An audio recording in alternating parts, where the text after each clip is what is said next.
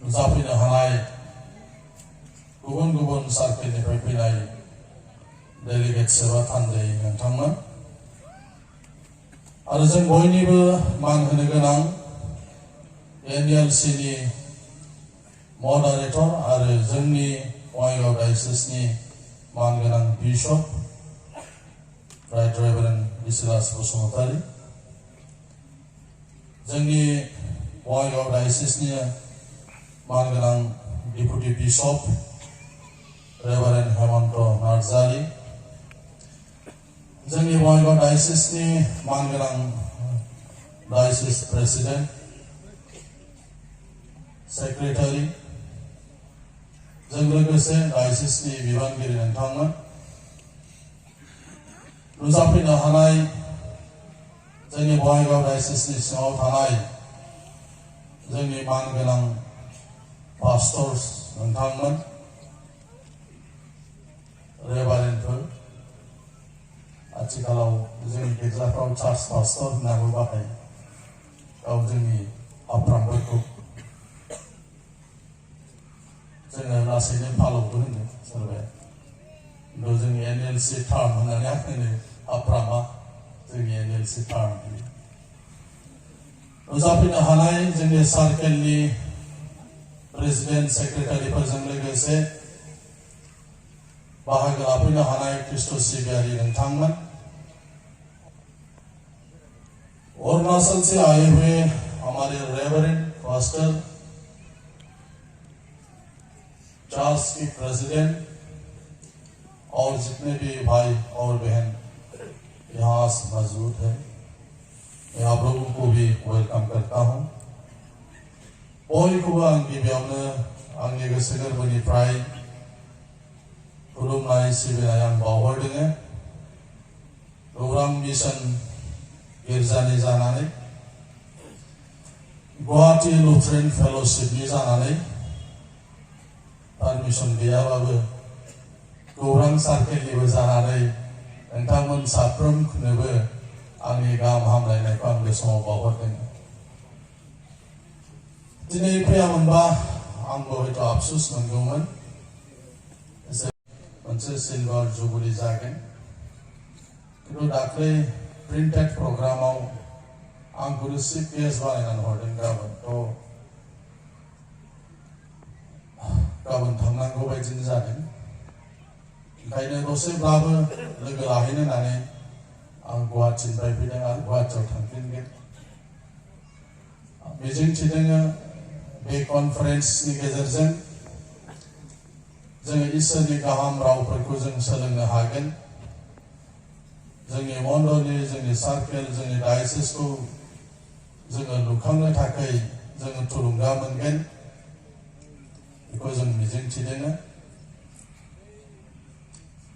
जोंनि बङाइगाव डायसिसखौ लुखांनो थाखाय गोदान गोदान सानखांथि पलिसि जोंहा गोनां दङ होननानै आं सानो आरो बेनिखायनो बे जथुम्माफोरनि गेजेरजों इसोरनि बाथ्राफोरखौ जों खोनासंनानै जोङो थुलुंगा लानानै जाहाथे जोंनि गिर्जा जोंनि सार्केल जोंनि डायसिसखौ जोङो दावगाहोनो थाखाय गोदान गोदान जाहाथे जों पलिसिफोरबो जों लानो हायो हानांगौआ गोबां मावग्राफ्रा इसेल' होननाय बायदि जोंनाव गोबां मेन पावारनि सर्टेज दङ आंबो गोजाननिफ्रायबाबो नायहरो जुदिও आङो खाथि खाथि बबेबा सार्केल डायसिस बबेबा कमिटिजों गैयाब्लाबो आंबो गोजाननिफ्राय नाहरनानै आं फिल खालामो जे जों बयबो जुदि एफा एफा मदद खालामलायोबा जोंनि डायसिसखौ जोङो फोजौनो हागोन होननानै आंबो सानफ्राङो जों बयबो जुदि एफा एफा मावोबा जोंनि Bongaigaon diocese Northern Evangelical Lutheran चार्चआबो गुबुन चार्च बायदि जोङो जौगानो हागोन जोंबो जौगाबाय जौगाफुबाय थानाय होननानै आं सानो जौगासार हयथ' जों जानो हायाखै गुबुन बायदि खिन्थु जोंबो जौगाबाय थादों दावगाबाय थादों दावगाफुनाय मोनसे डायसिस बायदि जोङो मानोना बिनि जे बैसो जोंनि बर' मानसिफ्रा एनएलसी जानायनिफ्राय जों जुदि हिसाब खालामोबा टेक्ल' बर' मानगोनां बिथांनिफ्राय जों जुदि हिसाब खालामोबा बे गोलावथार बोसोराव जोंनि बङाइगाव डायसिसनि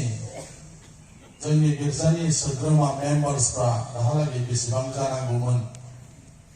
बेबायदि हयथ' जों जानो हायाखै साखाथियाव थानाय गुबुन जि चार्चफोर दङ बिथांमोननि जि चार्च जि कंग्रेगेशन जि मण्डली बेखौ नायोबा जों एसे गाहायाव थानाय बायदि जियानो जाया मानो फैबाय थानाय समाव ख्रिस्ट'नि गाहाम रादाबखौ जों फोसावनो हागोन जि गाहाम रादाबाव मानसिफोरखौ अननो थाखाय थिनदों गावनि उसुं खाथिनि मानसिफोरखौ अन होनदों जोंनि खाथिनि मानसिखौ अन होननानै बुंदों आरो जों गमामायैनो ख्रिस्ट'नि अननायखौ जों जुदि फोसावनो हायोबा ख्रिस्ट'नि खाथियाव गोबां मानसिफोर फैगोन बे जोंनि सायाव सोनारगोन जे जोङो खाथिनि मानसिखौ जों अननो हागोन ना हाया जोङो मिथिगौ जोंखौ फोरबोआ थिनदों जे थां नोंसोरो हादरमानियाव आंनि मुंखौ फोसावनानै आंनि सोलोंग्राफोर खालाम जायफ्रा बे गग्रायावनि नङा नाथाय बिसोरखौबो लाबोनो नांगौ बे जे गेदेरसिन जोंनि जे थिननाय जे ग्रेट कमान्डमेन्ट्स बेखौनो जोङो सिगाङाव दोननानै जों ख्रिस्टियान साफ्रोमबो जिहेतु जों सोलिनांगौ बेनिखायनो इसोरनि आशीर्वादजों